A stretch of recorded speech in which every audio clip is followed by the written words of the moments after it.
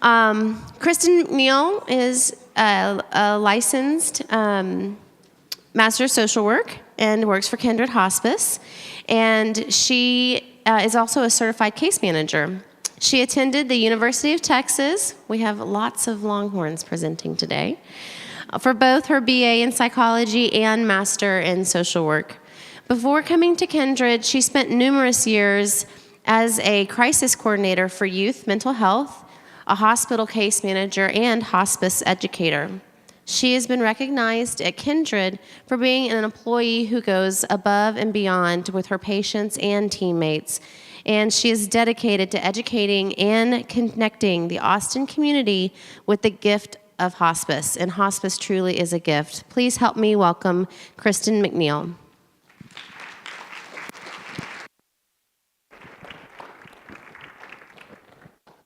Can I keep that one for my partner? Okay.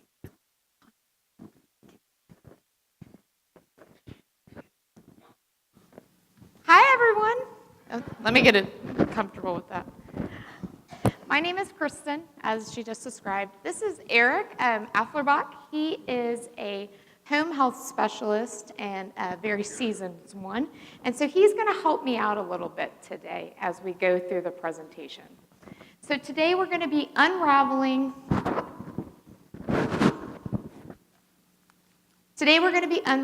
home health and hospice.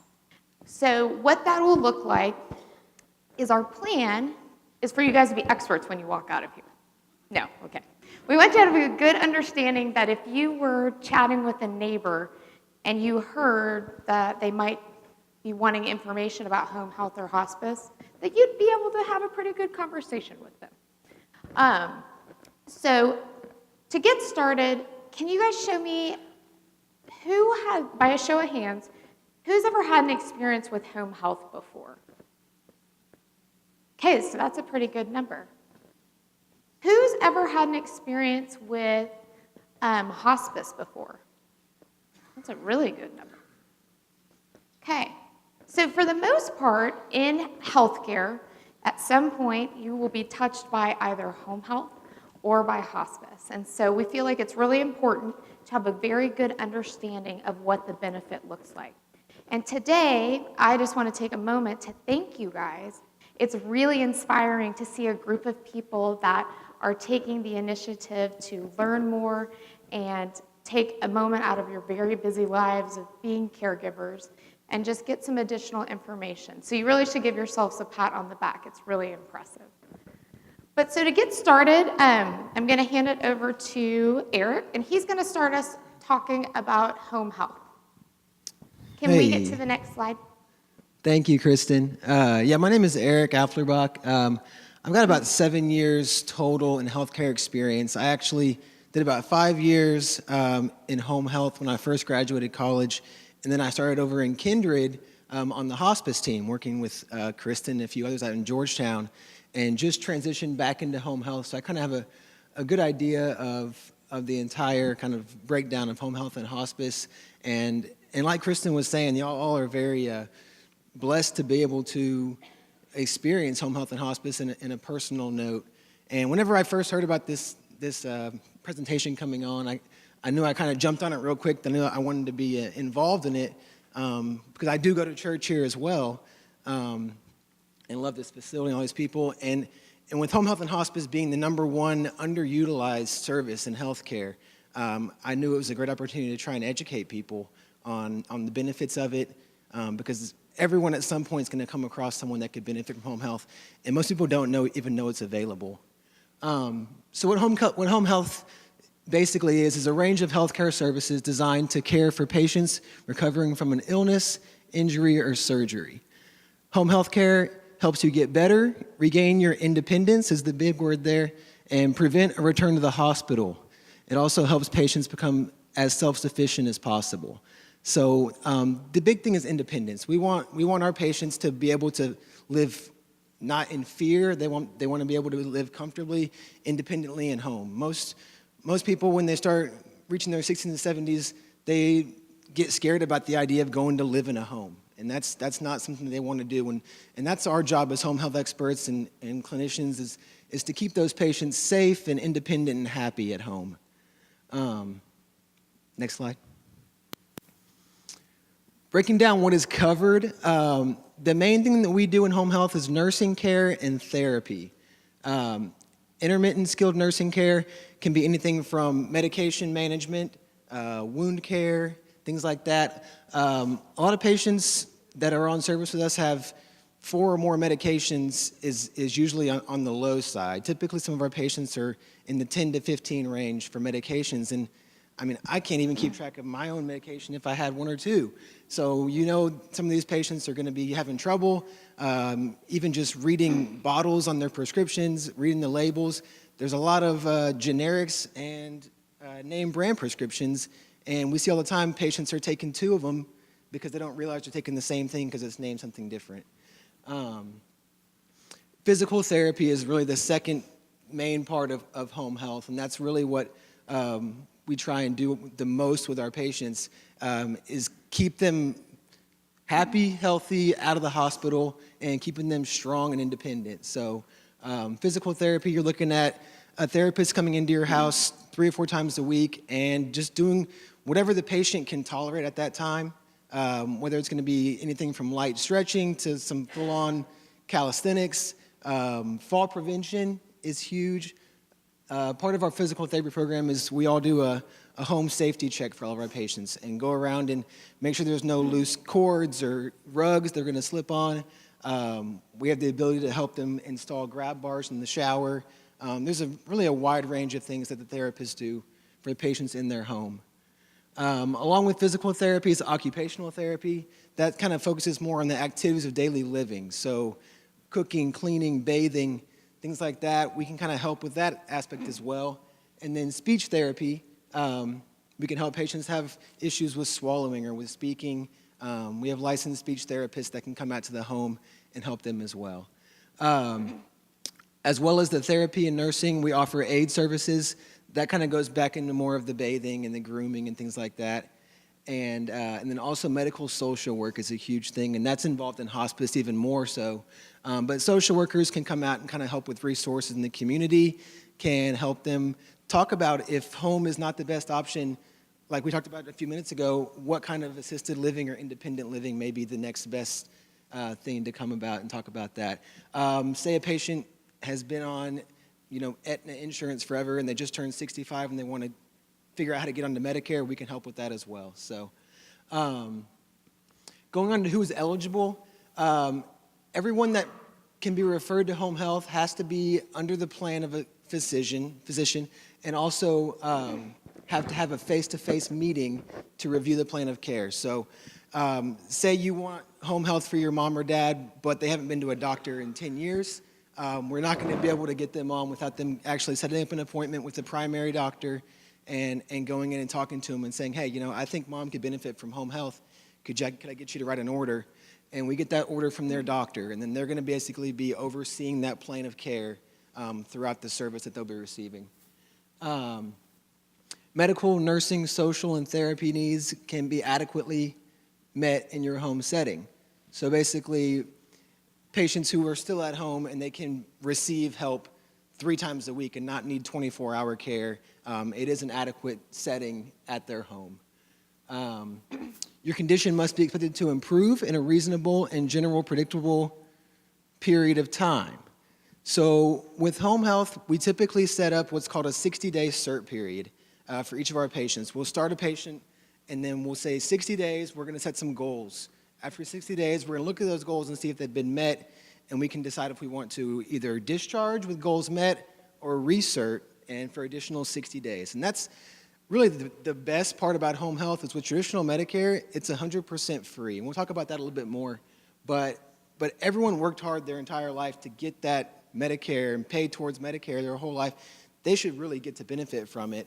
And home health is one of the best ways to do that because it's a 60-day CERT period. Say you don't meet your goals and you still have a skilled need, we just recert for additional 60 days. And it just goes and goes. As long as there's a skilled need, you'll never be turned down for care. And then finally, a doctor must certify that you're homebound.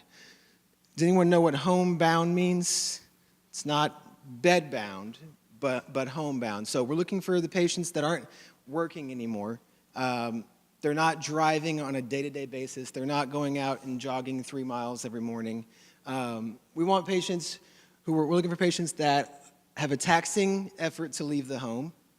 So they can still drive if they go, say, to church once a week. That's okay.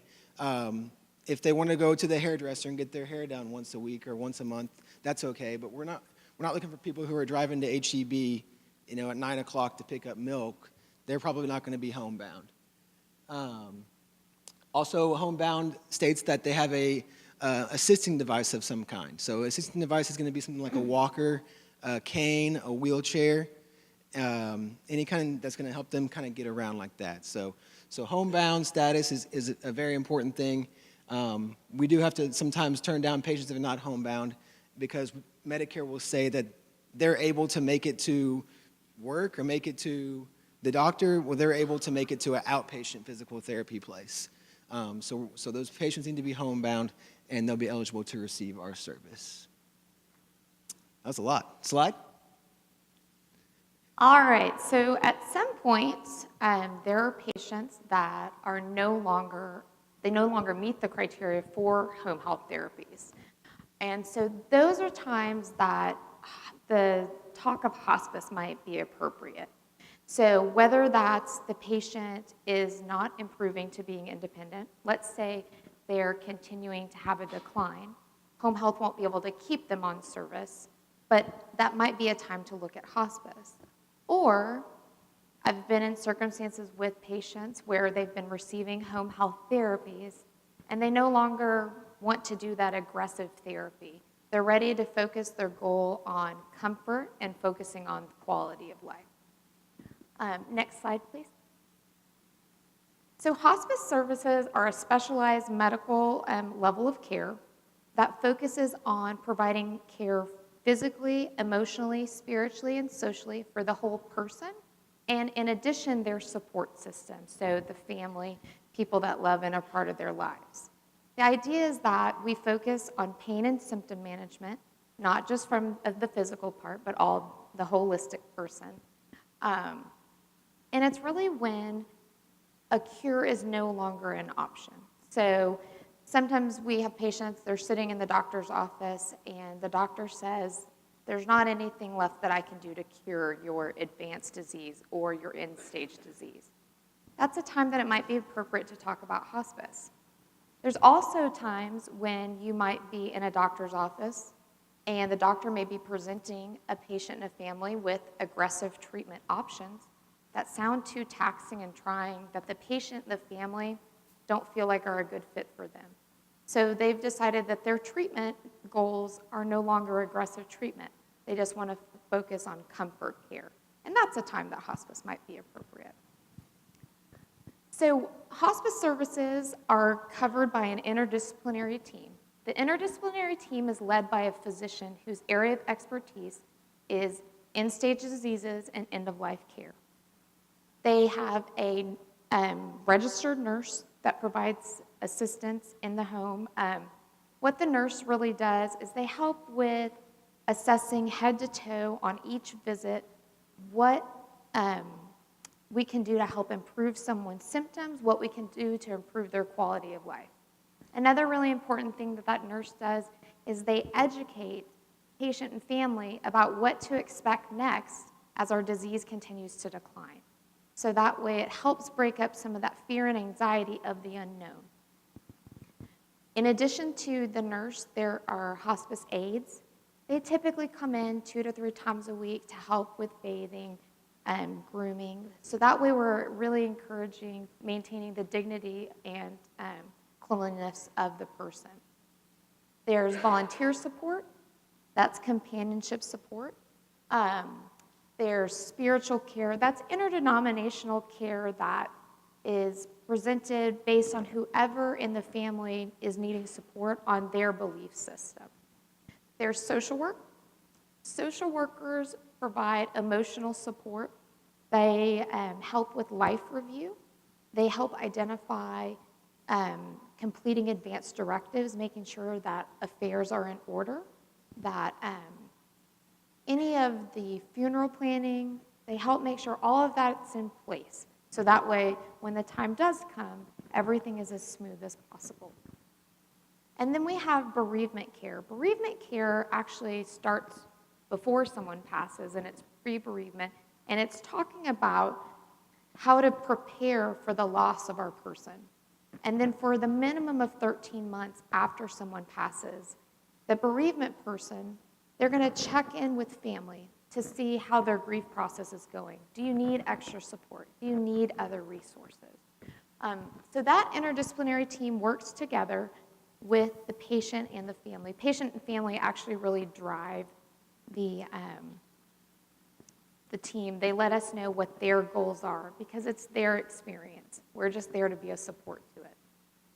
Hospice covers medical equipment and supplies. I don't know if anyone's ever experienced ordering medical equipment, but sometimes it can be a tedious, long, drawn-out task.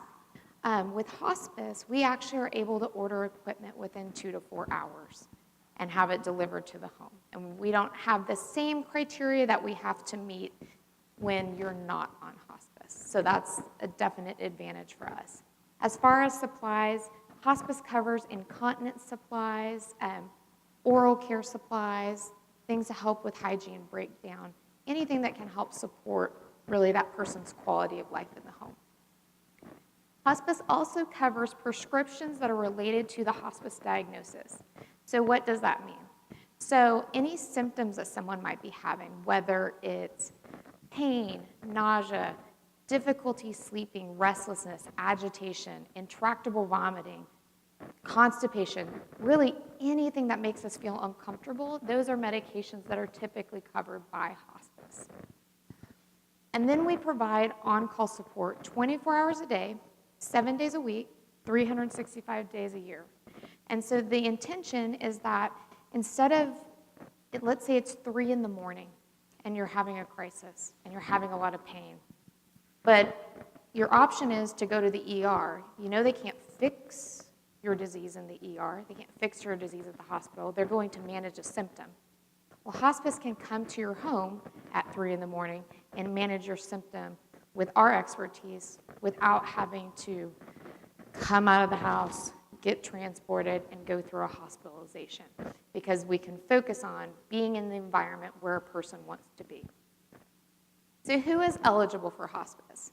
So a patient on hospice has a life expectancy of 6 months or less. That's certified by a hospice physician and a patient's physician. Now, what I'll tell you is nobody has a crystal ball to know that this is exactly the time period that someone's going to pass. It's based on what a normal disease course looks like. So I'll tell you that sometimes we have patients on service that live past the 6-month mark. That's okay. We just recertify that they still meet the criteria. And then the other piece for eligibility is the patient and the family have to be in agreement with the hospice philosophy, that the focus really is comfort care, that we're really focused on not curative, but we're focused on symptom management. Because if a person wants to keep going to the ER in the hopes of having their illness or disease fixed, they're not ready for a hospice yet. Next slide. So how to access home health or hospice. So interestingly, while I was outside sitting at the table, someone mentioned that it's hard when we go to our doctor's office because when we take our loved one, or from my own personal experience, when I take my mom or I take my grandmother to the doctor, they get ready right before we go, they present, and they look the best that they're going to look, maybe all week. And I'm secretly thinking, I saw you fell 6 times yesterday. You are sundowning. You're not presenting how you do in our normal life here for our 10 minutes we have with our doctor. And so sometimes in order to access home health or hospice, We have to be the advocate as a caregiver and say, hey, we're doing great today, obviously, compliment to our loved one, but we have these other things that are happening. Do you think that maybe home health or hospice would be good for our plan of care? And just open it up. Because sometimes physicians, if you just approach it, they might say, oh yeah, absolutely. And they can kind of guide you on which might be most appropriate based on what information you've given them. Another way to access home health or hospice is you can reach out directly to home health or hospice, and we will walk you through the process of what steps need to be taken in order to come on service.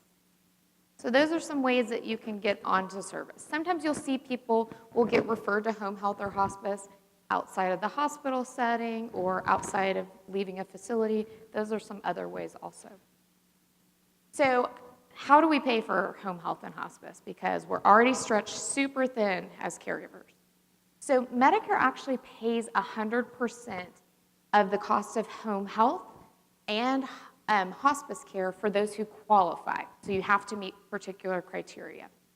Now, managed Medicare plans, Medicaid, and many private insurances, they also cover home health and hospice, but we want to make sure that we're verifying the benefits based on each policy, and typically verification of benefits is required. Okay, next slide. So Eric and I thought it might be nice to take home health and hospice and do kind of a comparative without me making an awful noise. So for goals of care, so do you want to talk, what's the goal of care of home health? Yeah, sure. So the goal of home health obviously is to get past whatever is going on and get you back to your 100% independent state. I forgot to mention earlier, a lot of times home health is used after a surgery. A lot of people are going through with total knee and total hip and total joint replacements, and they try and get you to go to an outpatient therapy clinic afterwards, like a week after surgery, and it's like, no, I can't get out of bed hardly. I just have my entire knee, redone. How about I have a home therapist come out and help me there? So that's kind of a big thing of home health as well as the after surgery experience. But that's the main goal of care, is to recover from an injury, from an illness, or some kind of surgery, and you're seeking a curative treatment. So for hospice, the goal of care is we're focusing on comfort and quality of life, and curative treatment is either no longer an option or it's no longer the goal of care.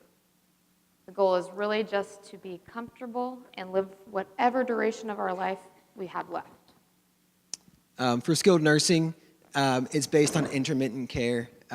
Typically 3 or 4 times a week you get a nurse to come out, manage those meds.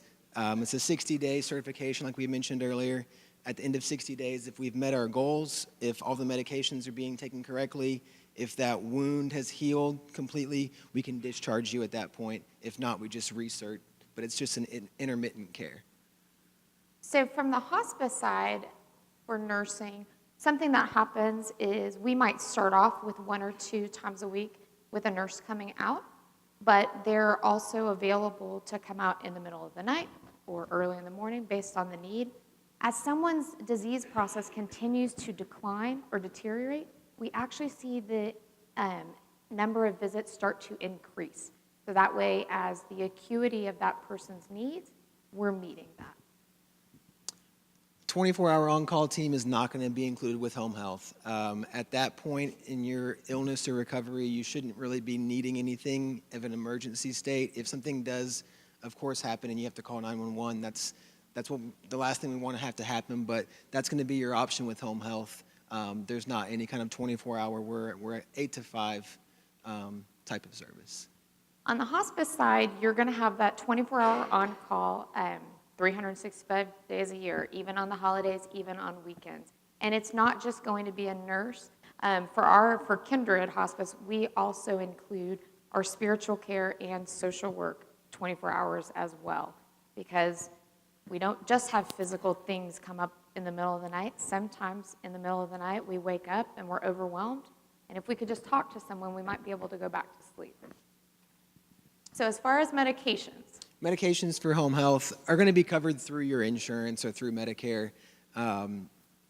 Basically, yeah, it's not really something that's going to be provided 24/7 like it is with hospice, but our social worker can help if you are paying a crazy out-of-pocket or something for your medications. The social worker can kind of come in and see if we can get some better options for medication help.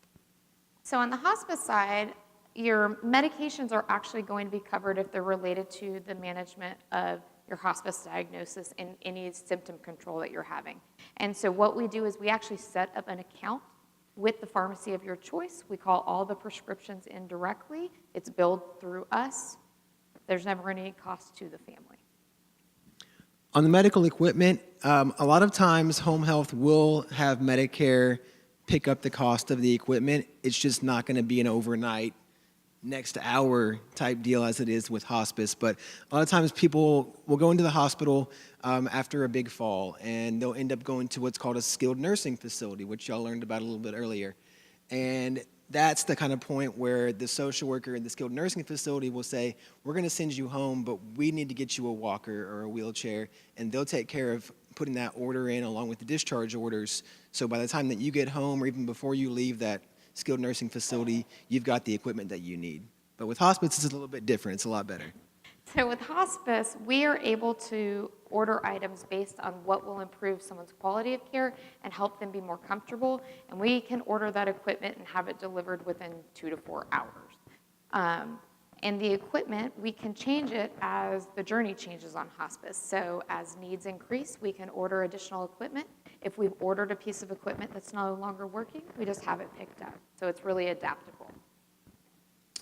Supplies for home health, there's really not a lot that you would really even need. Say you have a wound, you need dressing changes for that wound, our nurse will supply that, and the home health company will supply those kind of supplies.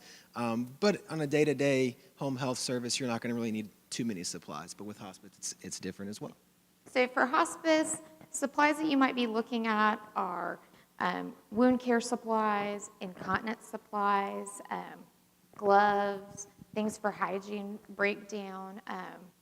Some of the supplies that we actually provide, different companies are different, but we actually will provide some of the things for tube feeding, and so it's really based on the individual, but there's a large scope we can work with. Home health aid for home health is pretty much, most of our patients on home health are still able to shower themselves, still able to bathe and toilet themselves. But say the caregiver does want someone to come in and do a really good job on like a help with a shower once, twice a week. You can get an aide to come in on an intermittent basis. However, we do not provide any kind of custodial care, which is like vacuuming and doing the dishes. That's going to be something that's going to come out of pocket. But of course, a social worker can help get that set up if it would be needed. And so on the hospice side, we provide an aid visit anywhere from 1 to 3 times a week. It can even be increased. It's very much based on the individual and what their journey looks like and what their need is. We don't provide custodial care either. Something important about home health and hospice to remember is we're actually medical levels of care. And so that's why we're not able to provide that custodial care. Social worker is definitely covered for the patient. If it's ordered, usually we try and get out there within the first week, and then it's probably only going to be 1 or 2 visits. A lot of times they'll just kind of get you started down that path if you're trying to apply for Medicare or get help applying for some kind of a medical equipment. They'll come out there and walk you through the steps in the very beginning, but it's not like anything that they're going to need to keep on coming back out over a long period of time. So on hospice, you'll actually probably build a relationship with the social worker if you decide to utilize them.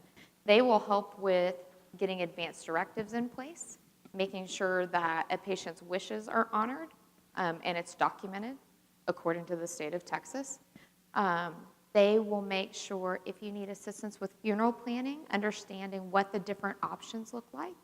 They help do life review, so just talking through what a person's life has looked like. And sometimes they actually will help write it out as something that we give to families when someone does pass. The social worker is there for emotional support because as a caregiver, as a family, it's hard to know that we're going to lose our person. And so they really want to be there to connect with not only the patient, but all the people whose lives are impacted by the patient. The spiritual care. Spiritual care, bereavement support, and volunteers are all not going to be included with home health. They're not really necessary at that point, but they're three of the most crucial parts of hospice, and Kristin will tell you about that. So spiritual care is covered for the patient, family, anyone whose life is touched by the patient. And spiritual care really can get really creative about what it looks like. They might be able to connect with either the church that a patient's gone to and help coordinate spiritual care that way. They may come and just sit and pray or sing with the person if that's what is a good fit for them. They're there just to help whatever the spiritual journey might look like. And it really can be anything. I had a patient recently joking. She asked me, she was like, well, I've always identified as a Jedi Knight. And I was like, well, they're going to meet you where you are. So it can be any spirituality. So bereavement care is, like I talked about before, is pre-bereavement, a little bit of just prep work for what it will feel like when we lose someone. And then they're going to come in for at least 13 months. They provide one-on-one support. They provide group support. They can give you things to read, resources. They really want to be there for you so that way you're not alone in your journey of grief. And then the volunteers, they're really for patient support. We had a volunteer at one point that was a writer, and she was taking the time to actually write out patient stories about what their life was like and then give them to patients' families after they had passed. We have volunteers that they might go and they might watch football during football season with the patient. It's really based on the person's individual need. All right, next slide. Oh, there's two of these. All the kinds of therapy, physical, occupational, and speech therapy are all covered, like we talked about earlier, with home health, basically indicated by the physician plan. With the therapy, they typically try and set a goal at the beginning of the cert period in the time of the referral. If, say, someone's knee or back pain is at a 9 when they start, we want to try and get that knee or back pain down to a 2 or a 3, and then we can say, okay, the patient has met their goal and they can be discharged. So there's sometimes a misconception that you can't have any therapies with hospice. Now, typically therapy does end when you come onto hospice. There are individual circumstances where, let's say, if we did a week of physical therapy, it could really reduce the caregiver burden.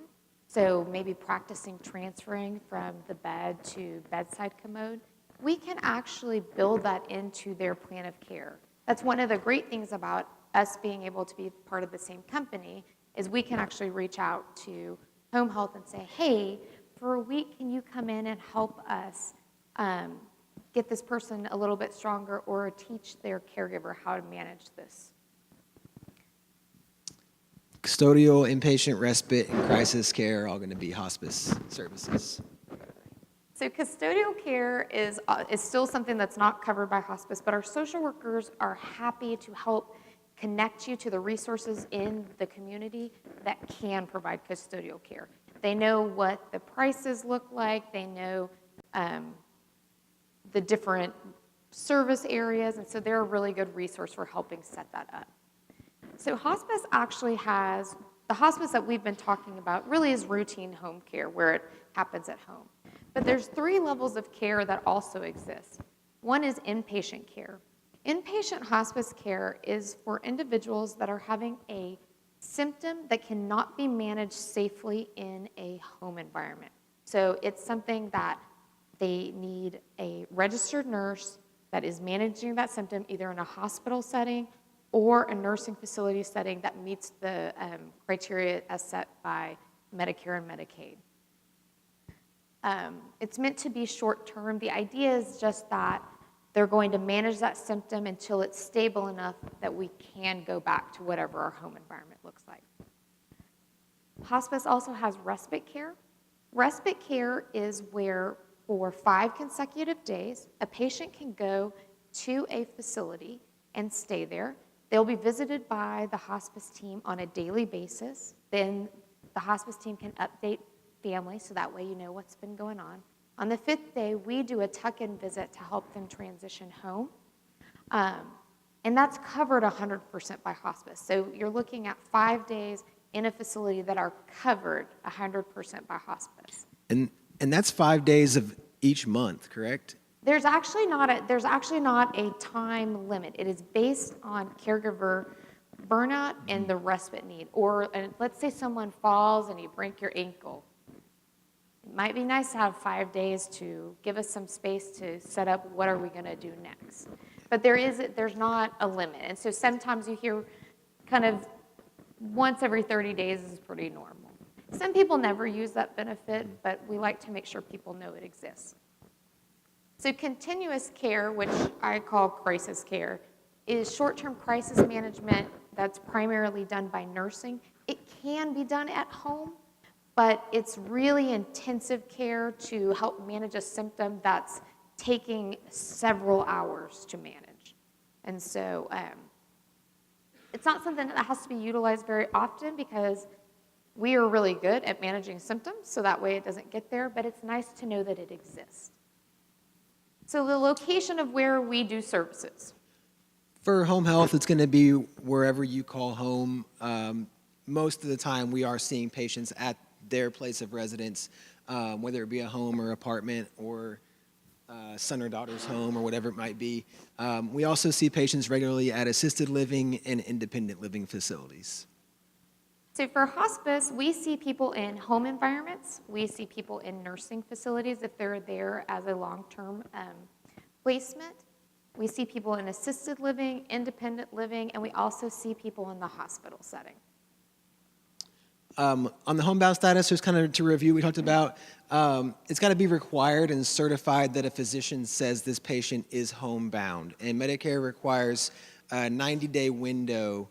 In order to admit a patient, they have to be seen by the physician within 90 days of being admitted, and that physician has to kind of sign a agreement saying, yes, I certify that this patient has a taxing effort to leave the home, does not work or drive very frequently, has some sort of assisting device, a walker or wheelchair, and that patient is certified homebound. So one really cool thing about hospice is we're really focused on quality of life, so you don't have to be homebound. We encourage you to, if you can safely go do the things that you want to do, if you are safe to be out and about in the community, then go do it. That's awesome. Well, actually, if you're nervous or you feel like you might have some obstacles, we're going to talk you through how to manage it. I'll give you an example. We had a patient, one of the first hospice patients I helped take care of. She wanted to go fishing in Port Aransas one last time. It was incredibly important to her.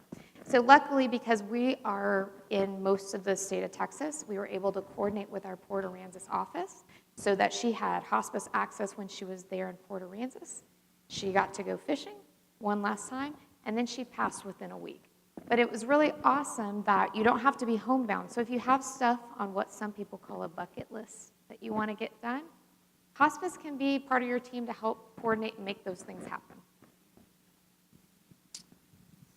There's no life expectancy or anything like that for home health. Most of our patients, we want them to get much better and healthier and live forever. So, because patients don't live forever, Eric, sorry, hospice joke.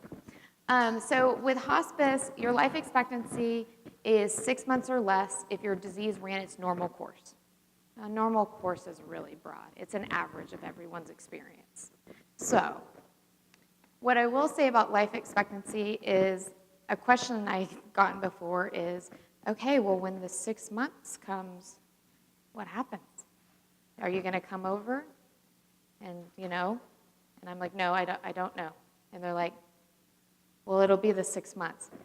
We don't do anything that prolongs or hastens someone's demise. If you get to the 6 month mark and you're still living, but you still meet criteria, you just get recertified. That's all that happens, okay? Yeah, we have hospice patients that stay on sometimes for 2-3 years. Yeah, A lot of times, Alzheimer's patients qualify for hospice very early, and they'll live for a long time, but because of their need of care, they do qualify for hospice. For home health, a physician order is required for care, but it's a little bit different from hospice. We just use whatever the referring doctor is, whether it's the primary doctor or an internal medicine or orthopedic surgeon. Whoever orders that home health service will be the physician that follows and that signs the orders whenever we need anything changed or updated. So as far as for us, it's exactly the same. We have to have a physician order that indicates that person is eligible for hospice services. And then we have the medical director that And then our hospice agrees. medical director confirms. I'll let you take this because Okay. I'm not sure what. Okay, so how home health is covered. Home health is covered by Medicare, Medicaid, managed Medicare plans, and private insurance. On the hospice side, it's covered by Medicare, Medicaid, managed Medicare plans, private insurance, and we actually do a number of charity cases because we want to make sure that patients and families have access to the gift of hospice regardless of their ability to pay. Sorry, I did want to talk a little bit about this. I was just confused as to how it was reading. So Medicare does cover it 100%, like we talked about. There's also a lot of Medicare replacement plans that you may have heard of or you may even be on now. Sometimes patients that have been on Medicare, I know someone that basically got switched over to Humana Medicare somehow and they didn't even want to be, but it just kind of happens. That's a lot of these people are going in that direction of wanting a Medicare replacement plan. And home health will cover most of those on a case-by-case basis. Say somebody has Medicare as a secondary insurance, Medicare will in most cases jump in and pick up whatever the primary commercial insurance will not cover. And then a certification period, like we mentioned, 60 days. We set some goals. If the goals are met, we can discharge. If the goals have not been met, we just research for an additional 60-day period that never runs out as long as there's a skilled need. And so for hospice, we do 2 90-day certification periods and then 60-day unlimited certification periods. And so certification is just our team coming out, making sure, talking with a physician, person still meets criteria. There are a handful of hospice patients that actually graduate off hospice. We do such a good job taking care of them, they don't meet criteria anymore. And so at that point then, when we're doing a certification, we let them know, ethically, we can't keep you on service, but we help connect them to the right level of care that they do need. Next slide. So for us here in Austin, home health and hospice with Kindred is absolutely available. We cover almost the entire state of Texas, and then we're in 46 states as well. Next slide. Now, so more importantly, what questions do you guys have? All right, yes?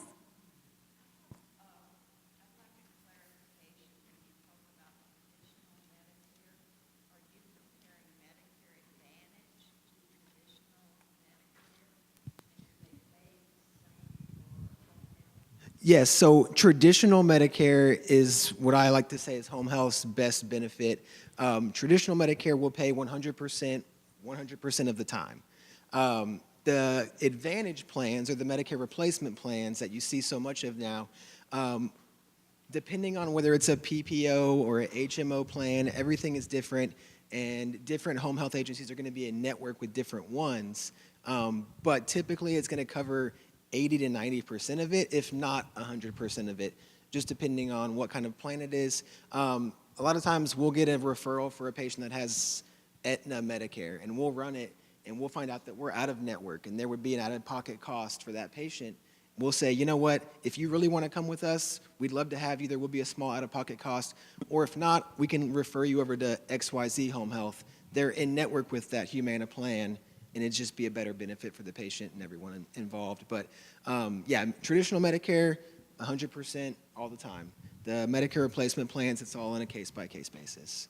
From the hospice standpoint, whether it's Medicare or it's a Medicare Advantage or a replacement plan, that doesn't impact our ability to take that. So we are in network with those. Everything transfers over to traditional Medicare when a patient comes on hospice, and it's all going to be covered. Yes, sir?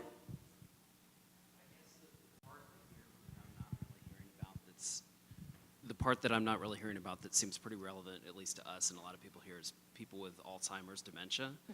And I think, is there any stuff you can fill in the blanks there as far as in-home care for dementia patients? Because I don't think any of those criteria are really relevant there. I wanted to see what y'all's thoughts on that were. Okay.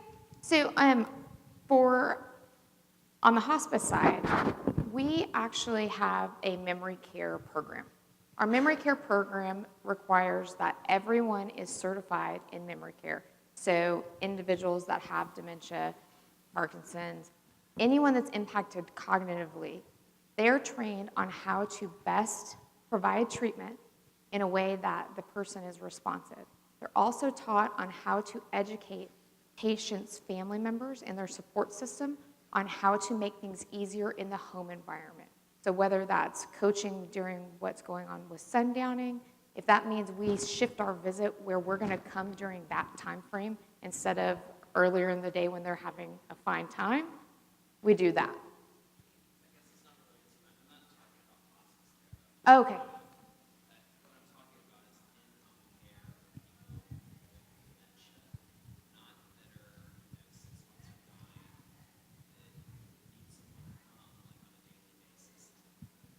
To do custodial care? Okay. That So, hits very That close. is very relevant. Sorry. Exactly, yeah, and that hits very close to home. My stepmother's mother actually had not been to a doctor in 20 or 30 years, and I had no idea. She just told me, hey, Mom, they went to New York, and after they got off the plane, like something changed. And she said, you know, she's repeating herself a lot. She's not remembering things as well, like what's going on. And I said, you need to get her an appointment with a doctor and see what's going on. So after a lot of talk and deliberation, we got her in there. And for home health, basically we're able to come out there and provide nursing care 3 to 4 times a week for about an hour, and we can do therapy 3 or 4 times a week for about an hour. And if you need someone there every day, we're certainly happy to try and make it to where we do alternating days. We have a nurse Monday, therapy Tuesday, nurse Wednesday. But like what my step-grandmother probably needs and what my stepmom thinks she needs is someone to come out there and sit with her. And I had to explain to her, that's something that you're going to have to pay for out of pocket. That's not necessarily a skilled need. That's more of like a caregiver, care sitter type. It's a different service. They're definitely available. They vary in price, but typically it's an out-of-pocket cost of anywhere from 10 to 20, 30 bucks an hour based on what they need. And they're certainly able to provide help with things like cleaning and cooking and bathing that as the patient and the dementia increases, they're going to need more help with. There are also programs through Health and Human Services that you can get attendant care, which is custodial care, but you have to meet certain criteria as far as what what the person's income requirements are. And so that's an option as well. You can call 211 to ask about more information about that, and they can talk you through what the process looks like. But so you're absolutely right. There's a huge gap. And so CMS, so the Centers for Medicare and Medicaid, are the ones that set the guidelines for hospice and home health. And so they don't let us deviate out of that to provide in-home care. They consider it to be custodial or attendant care. Yes. Hope that kind of answers your question. You mentioned that if somebody wakes up in the middle of the night and they don't need physical care, but maybe emotional or psychological. So if that is a phone call that they make? So what And happens? if so, who answers the phone? Is it someone that they know? Do they interact with someone they've met before? How does that work? So I can talk you through it from my company. I can't speak for all companies. So what happens is we actually have a dedicated on-call triage team where it's a nurse, and it's pretty consistently the same nurse. And so what they do is they will talk you through whatever's going on. But if you're feeling like it's something emotional and you want to speak to the spiritual care or you want to speak to the social worker, they can actually arrange for them to come out to the home even in the middle of the night, or have you talk to them over the phone.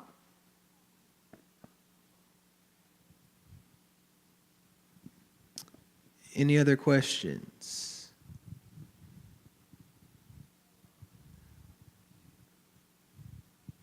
Yeah.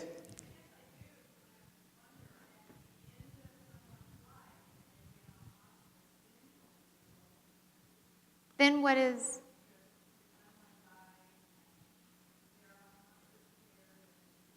We'll send the nurse out to pronounce. So are you asking what happens when someone dies while they're on hospice?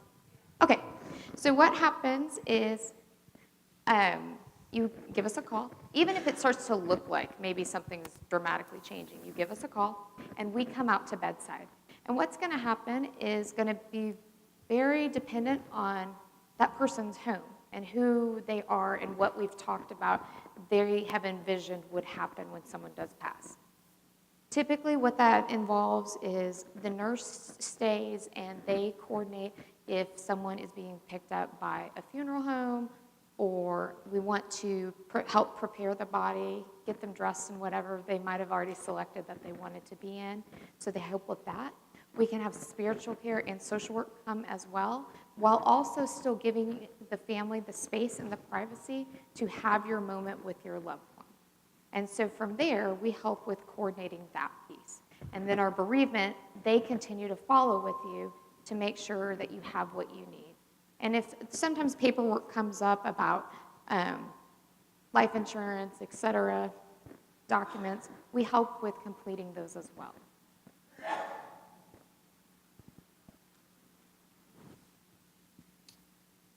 If that's all, we just want to say thank you and give y'all a big thank you for educating yourselves and coming out to events like this. As Kristen and I know, home health and hospice is so underutilized, and the more you know about it, the more you know what to look for. And just ask your doctor or ask your loved one's doctor, do they qualify? And is this something we can get help with? And especially on the hospice side, the number one thing we hear in hospice is we couldn't have done it without hospice, and the only thing we wish we'd done is called sooner. And that's our job, is to provide that information. So please take our card, and if you want to set up a one-on-one time to talk and find out more about your particular individual story and how we can help, just please reach out and let us know. I was going to say, I will give you guys my personal cell phone, so that way, because I am a social worker, it's really important to me that you navigate healthcare and you have the answers you need. Even if I can't answer it, I can typically connect you with someone who can. So if you want it, my phone number, my cell phone is 512-348-9810. Okay? And our booth is just right outside this door. If y'all have any more questions, we'll be out there to talk with y'all. Thank you so All right, much. thank you. Thank you.